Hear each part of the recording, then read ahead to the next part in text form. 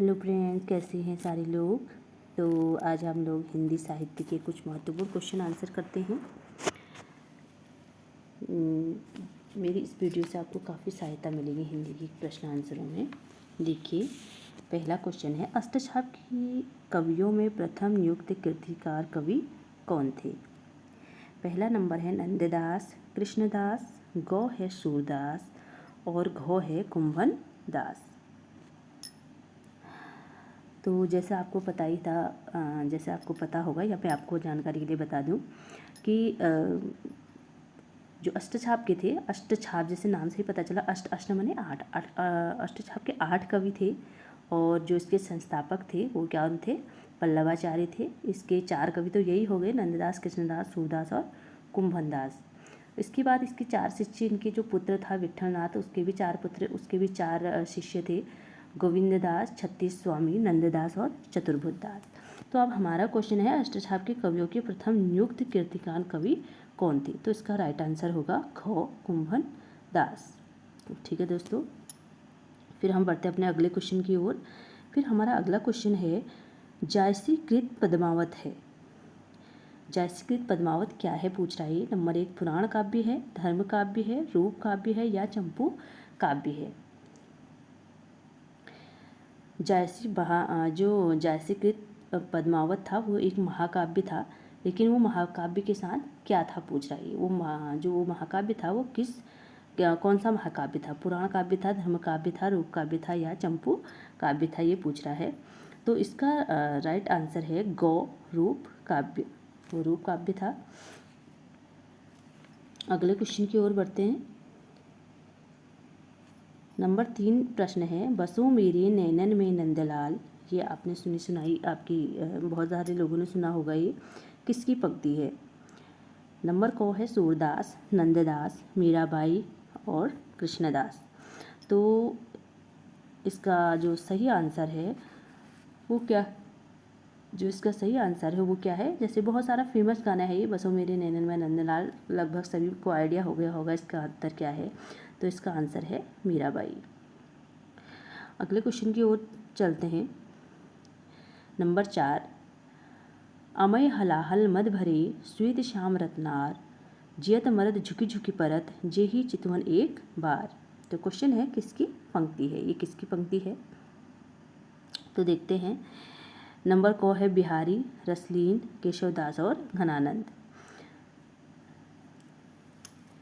तो ये जो है, ये जो इसका सही उत्तर है वो है रसलीन। इसका सही आंसर है रसलीन। आगे को बढ़ते हैं हम लोग अगले क्वेश्चन की ओर। अगला क्वेश्चन है, भैरव रामायण किसकी रचना है। सूरदास की, कौ सूरदास, खौ तुलसीदास, गौ नंददास या घौ केशव दास। किसकी रचना है भैरव रामायण रचना। तो दोस्तों इसका जो सही आंसर है वो है तुलसीदास। तुलसीदास ने लिखा था ये भैरव रामायण। और ये इसमें ये भैरव रामायण जो है, ये नाम से ही हमें पता चल रहा है राम कथा पे आधारित थी इनकी ये रचना। तो इसका सही आंसर आएगा तुलसीदास। अगले क्वेश्चन की ओर बढ़ते हैं हम लोग। छठा क्वेश्चन है मेरा, भरत मुनि के रससूत्र में निम्नलिखित में से किसका उल्लेख नहीं है। नंबर को स्थायी भाव, विभाव, अनुभाव या व्यभिचारी भाव। तो इसका सही आंसर है व्यभिचारी भाव। व्यभिचारी भाव का उन्होंने कहीं भी जिक्र नहीं किया था। अगले क्वेश्चन की ओर बढ़ते हैं। अगला क्वेश्चन है, साधारीकरण संकल्पना के उद्गार कौन है। तो इसका सही उत्तर आएगा, इसका सही उत्तर है, इसके ऑप्शन है कुंतक, वामन, भट्टनायक और अभिनव गुप्त। तो इसका सही आंसर है भट्टनायक। अगले क्वेश्चन की ओर बढ़ते हैं हम लोग। शब्द के द्व्यर्थी योजना में कौन सा अलंकार होता है। तो शब्द के द्व्यर्थी जो अलंकार होता है, इसमें 4 ऑप्शन है, अनुप्रास, वक्रोंकित, श्लेष या उत्प्रेक्षा अलंकार। तो इसका राइट आंसर है वक्रोंकित अलंकार। ठीक है दोस्तों, अगला क्वेश्चन देखते हैं हम लोग। अगला क्वेश्चन है, नवा, निम्नलिखित में से कौन द्रविड़ परिवार की भाषा है? द्रविड़ परिवार की भाषा की बात कर रहा है ये। तो अभी मैं आपको बताऊंगी द्रविड़ परिवार में क्या क्या भाषाएं आती हैं। तो इसका आएगा, इसमें है उड़िया, असमिया, बांग्ला, कन्नड़। तो इसका जो राइट आंसर है वो हो जाएगा कन्नड़। अब जो द्रविड़ परिवार की अन्य भी भाषाएं होती हैं, द्रविड़ परिवार की 4 भाषाएं मानी जाती है, तमिल, मलयालम, कन्नड़ और तेलुगु। ये सारी भाषाएं जो है ये द्रविड़ परिवार की मानी जाती हैं। अगले क्वेश्चन की ओर बढ़ते हैं। किस क्षेत्र की बोली को काशिका कहा गया है? काशिका जैसे नाम से ही आपको आ रहा हो, काशिका मतलब काशी। तो इसका आपको लगभग आपको पता ही चल गया होगा कि किस क्षेत्र की भाषा को काशिका कहा जाता है। काशी और बनारस आपने सुना ही होगा। तो इसका जैसे इसमें 4 ऑप्शन दे रखे हैं, बैसवाड़ी, आरा, भोजपुरी, बनारस या मगध। तो इसका राइट आंसर है बनारस। अगला क्वेश्चन है, देखो दोस्तों, 11वां क्वेश्चन है हमारा। हिंदी प्रदीप पत्रिका के संपादक कौन है? पहला ऑप्शन है भारतेंदु हरिश्चंद्र, लाला श्री निवास दास, बालकृष्ण भट्ट, राधाचरण गोस्वामी। तो दोस्तों इसका सही आंसर जो है वो है बालकृष्ण भट्ट।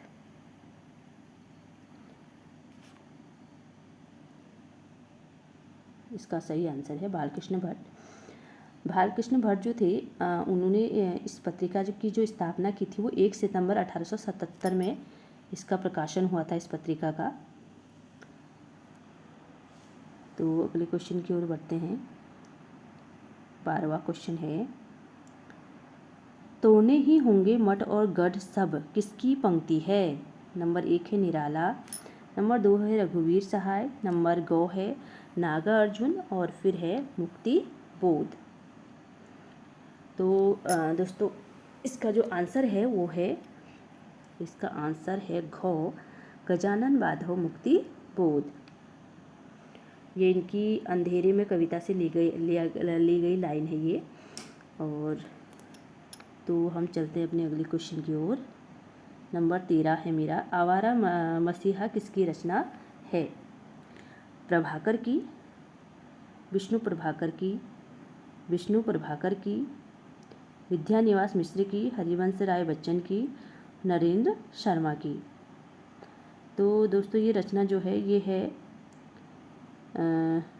विष्णु प्रभाकर की रचना है ये।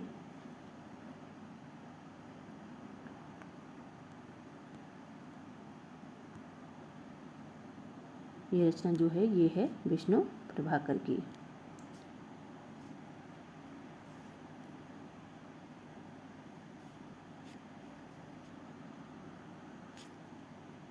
क्वेश्चन से छपानी इसमें विष्णु प्रभाकर की है।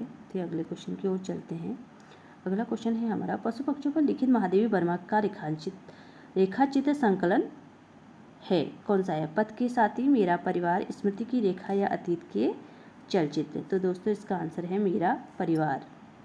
महादेवी वर्मा जो थी वो काफ़ी प्यार करती थी जानवरों से भी, बहुत सारे जानवरों पर भी उन्होंने लेख लिखे हैं अपने। अगला क्वेश्चन है हमारा, रामचंद्र शुक्ल की आलोचनात्मक कृति कौन सी है? रस सिद्धांत, स्वरूप विश्लेषण, काव्य मीमांसा, रस मीमांसा या वाग्मय विमर्श। तो दोस्तों इसका सही आंसर जो है, इसका सही आंसर है रस मीमांसा। उनकी रचना है, आचार्य रामचंद्र शुक्ल की जो रचना है वो रस मीमांसा रचना है उनकी।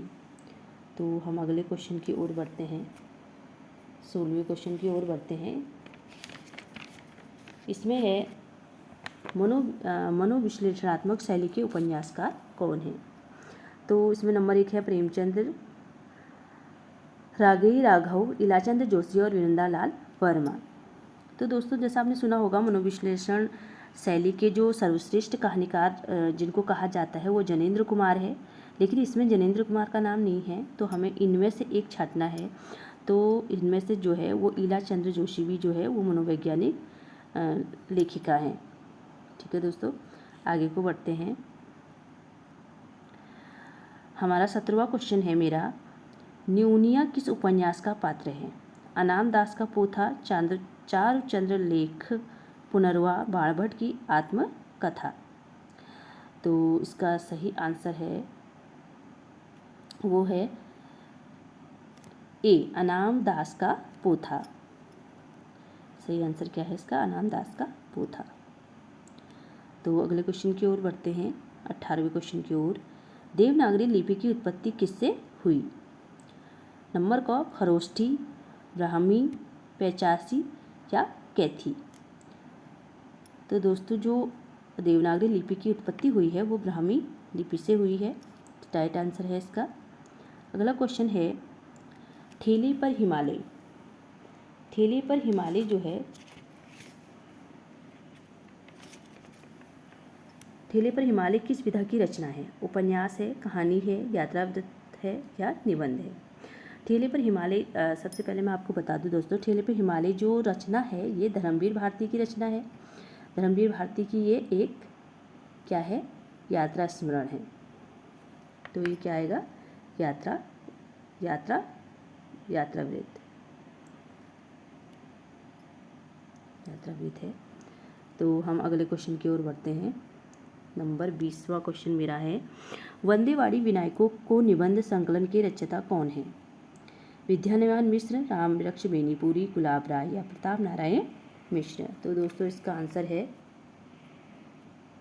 ये एक ललित निबंध है और इसके जो इसका जो सही आंसर है वो है रामवृक्ष बेनीपुरी। ये उनका ललित निबंध है, रामवृक्ष बेनीपुरी का, और जिसकी रचना हुई थी 1957 में।